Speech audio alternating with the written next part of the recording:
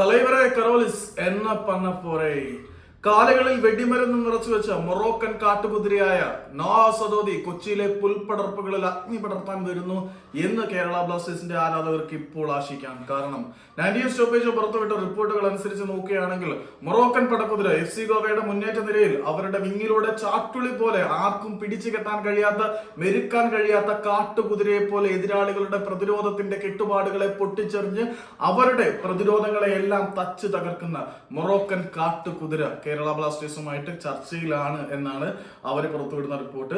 2 വർഷത്തെ കോൺട്രാക്റ്റിൽ കേരള ബ്ലാസ്റ്റേഴ്സിലേക്ക് നോഹ സദോദി വന്നേക്കും എന്നതിന്റെ സൂചനയാണ് അവർ നൽകുന്നത്.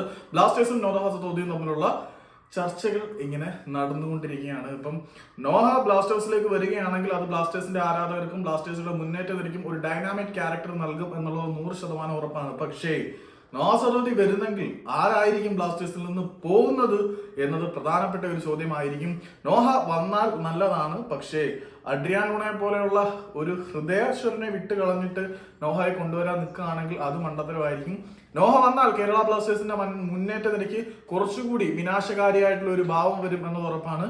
പക്ഷെ ആര് പോകും എന്നുള്ളത് ഒരു ചോദ്യചിഹ്നമായി നിൽക്കുകയാണ്. ഞാൻ ലൂണയുടെ പേര് പറയുന്നത് വെറുതെയാണ്. ലൂണ പോകത്തൊന്നുമില്ല, അടുത്ത സീസണിൽ ഇവിടെ തന്നെ കാണും. നോഹ വരണമെങ്കിൽ എന്തെങ്കിലുമൊക്കെ ഇവിടെ നടക്കണം എന്നുള്ളത് വേറൊരു സത്യമാണ്.